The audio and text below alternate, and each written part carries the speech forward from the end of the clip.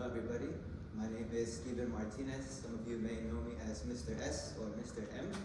It's a pleasure to be here today with you and share our journey, which is going to be on the need to narrate, how narratives catalyze change. So let's begin.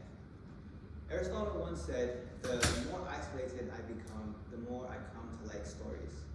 So have you ever had situations where you've isolated yourself intentionally, gone on some walks, gone on a hike, maybe talked to yourself, had lots of reflection, or perhaps you were socially marginalized, and in those moments you were seeking connections, maybe seeking friendships, or perhaps even looking to social media as a way to connect. If you answered yes to those things, that's because that's part of our innate human desire to connect. So today, I would like to do a little bit of a tweaking to Aristotle's statement and change one word. And that is to say, the more isolated I become, the more I come to need stories. And the emphasis on need being that it's part of the connection. So we can view stories as a form of narrative expression, and when considering humanity's social imperative, we should acknowledge the vital importance of interacting with all forms of narratives. But why? How do narratives work, and what is their meaning, and what kind of impact do they have on the world? Well, today, we'll delve into the world of narratives, their power, and how they create change, significant change, making it clear why they are necessary and meaningful to our human experience. But first, let's consider how these expressive relationships exist at a microscopic level. So consider our DNA and the idea that our DNA is a storage container, right? They express who we are phenotypically. And in that, they show not just biological forces, but also the social, ideological forces that have existed and persisted over time. So we can look at ourselves in the smaller microscopic levels, but we can also zoom out to the larger macroscopic levels, especially on the global level. So in that, we can look at how the world has been shaped today, and looking at today's situation of globalization, looking at today's situation of destructive conflict zones, looking at today's rapid movements and issues with climate change, right? We also see Mother Nature having a response to what has been enacted by humanity. And this in itself is also a form of narrative expression. So at every level of investigation, we can see expressive narratives being cultivated. They're the threads that stitch together the fabric of our existence and also the way that we come to comprehend the world around us. What's more, we can also witness the idea of dialectical relationships, which are essentially a form of mirroring interactions. So we have an action against something or someone, then there is a response back, and this creates a cycle. And so we see this also having an impact on cultivation.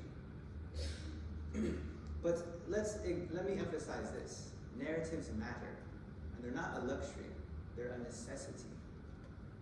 So first, let's kind of take things back a little bit and go into the origins of oral storytelling and communication. With the rise of oral language, humans gained a capacity not only for speaking, but also for the capacity to connect. So Marshall Poe, in his work Media and Society, From the Evolution of Speech to the Internet, states, evolutionarily speaking, we talk because we are the only primates who gain social status, and therewith fitness by talking. For our primitive ancestors, this worked in many ways. And most importantly, this worked in ways to leverage that oral connection, the oral expression, right?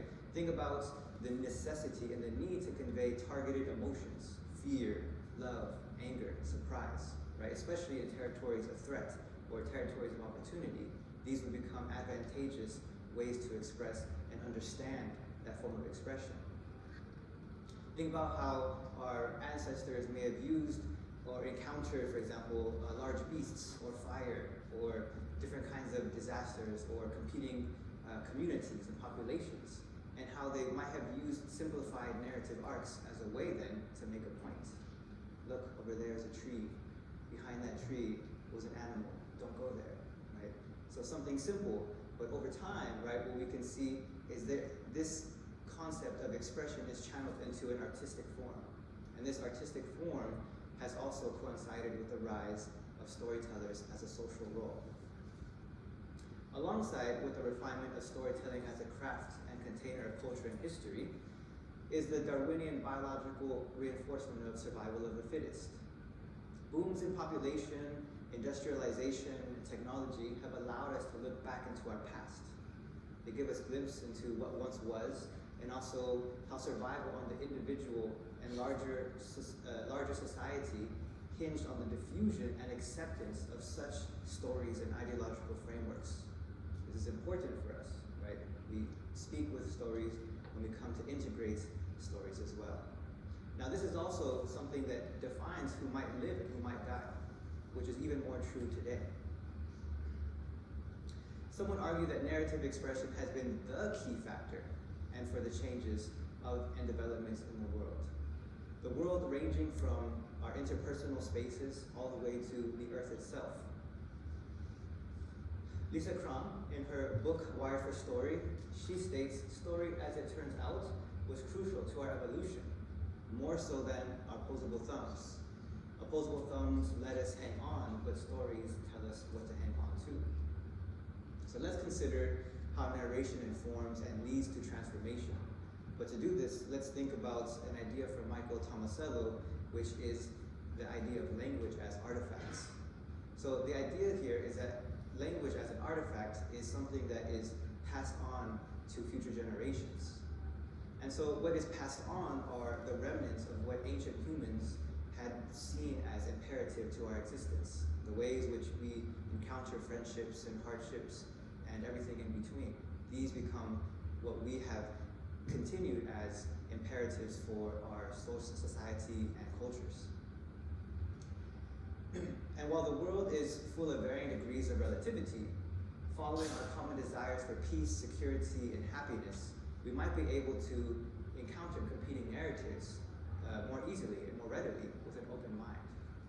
And think about their right to the same expressive ability if we can take a step back sometimes. Even also realizing the kind of parallel that they have to our own lives.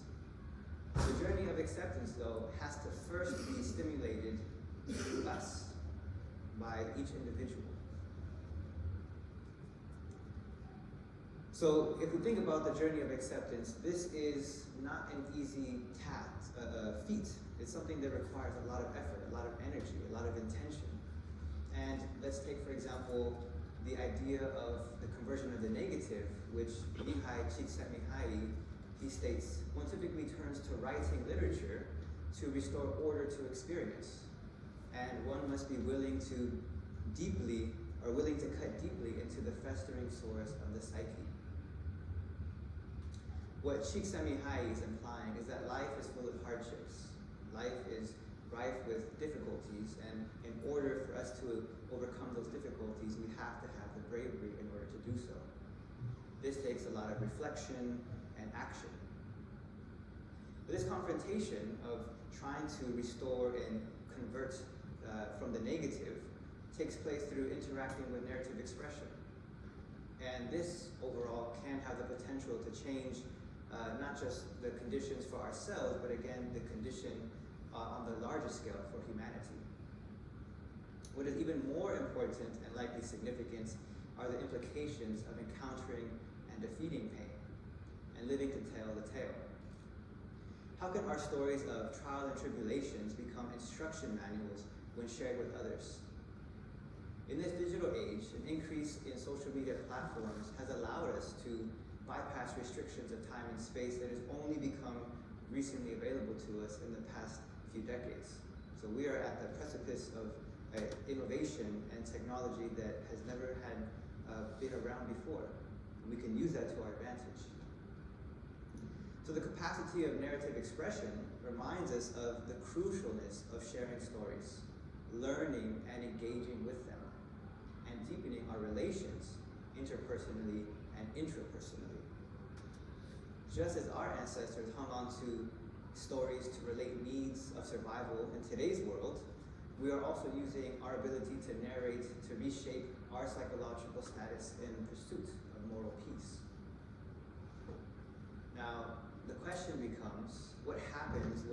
expression becomes hampered or absent? This is a challenging question. To learn about the significance of narrative expression and why we should value our capacity to express, let's lean into some insight and research by Kay Young and Jeffrey Saver, provided in the article The Neurology of Narrative, which states concepts about dysnarrativia. Now, there are several forms of dysnarrativia that arise from a variety of factors. This can come from traumatic brain injuries, this can come from simply age, this can come from other illnesses that arise over time, but no matter what the factor is that we have an impairment in our neural network, which then also impairs our ability to express narratively, or sometimes even to completely narrate at all. Now, our ability to narrate generally comes from the ability to interweave what are called episodic memories into autobiographical ones. Episodic memories essentially being memories that were quite pivotal and memorable. So think about a surprise birthday party you may have had when you were younger or a few years ago, and that's something that sticks out to you. Now you can plot this over time into several different memories that stand out. These are the episodic memories. But once you start to weave these together, these become autobiographical. But if loss or damage to these memories occurs, again, going back to those different impairments that might happen from age or illness or other kinds of traumatic physical situations, even temporarily, say from amnesia or otherwise, then it's very difficult to maintain a sense of self. And I can tell you definitely from personal experience that I've had several injuries, concussions and other things from sports, car accidents and so on. Maybe a little too daring sometimes, but the wiping out of memory is real. And that sense of loss of personal self is also very real. And sometimes when you lose those parts of yourself, some of them are never recoverable. And that is something intimidating to face. But we can examine what happens on the individual level and again transpose that onto the larger social level. Consider how human history and time has moved people forward so much so that connections with our past and those episodic links in time have also been distorted or forgotten. Unfortunately, today's storytellers, some of them, are using their narrative skills to manipulate, using those skills in different various human interactions, including politics, economics, and education, to distort. And while this isn't particularly new, what is concerning is the different technologies that are being created today that are going to advance the abilities of these types of distortion. And this is going to further entrench the deception and disconnection. So these marketing strategies, so to say, have been refined or are being perfected. And this is also very scary to think about. But in today's world of social media, our overexposure to ideas carried by social networks and the crafting and fulfillment of destabilizing agendas, for example, while this is a symptom of fabricated, unbound narratives, another form of dysnarrativia, this harms and distorts relationships. Governments, businesses, and media are all well aware of these implications and use them to their advantage. But let's consider our interactions with competing narratives in today's overexposed social media network as engineered processes to capitalize suffering attention spans or our ability to think critically. Employment of global amnesia leads to what Young and Saver call arrested narration, or being frozen in time and aging physically but not psychologically. This is a pressing warning to exercise our minds to remain vigilant and critical in nature and swift, so that such psychological traumas are not further socially entrenched to undermine our abilities to move forward towards justice and peace. Fortunately though, right, while this has very ill-sounding consequences, our utilization and interaction with those different forms of social media and other narrative outlets can reverse those hazardous de-narrative trends and mark positive change. But we must realize and accept that growth necessitates painful struggles. So this journey will require a lot of effort. Dilwar Hussain, in his article published in the International Journal of Mental Health and Mental Health Promotion, he states post-traumatic growth and distress coexist, and growth emerges from the struggle with coping.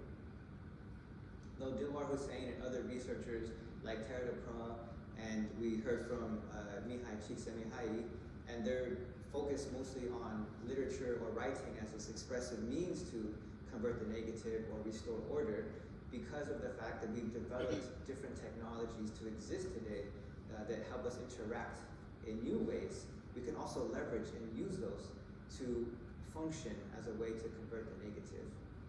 And this can help solve the crisis of our current mismanaged narrative engagement. In some ways, we might feel that change is unnecessary, or we might feel impossible, especially from the feeling of powerlessness that is built inside of us over time. I know I can think back actually to a professor when I was asking for a letter of recommendation in university. He said, I wish I could have that same sense of enthusiasm about life that he once had, but was lost. So I can see that over time, we face battles, we face the world, and that has a way to push us down. So understandably, because of those things, we feel we cannot change the world, and sometimes that such a mission is impossible. And to even think about changing the world, or such magnitude of responsibility, that feels so heavy. And it is, and it's probably off-putting, as it should be. Right? Who wants to undergo that kind of responsibility? Should we have to undergo that kind of responsibility? But I think we can sort of reframe our narratives and that expression. How do we think about changing the world, or changing at all? And I want to challenge you to reframe your narrative journey from can I change the world to can I change myself?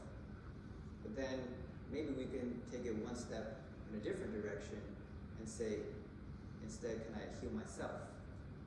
And in this way, if we think about can I heal myself, we can also revert to those microscopic, the small scales of each moment and each breath that we take to gain a sense of empowerment.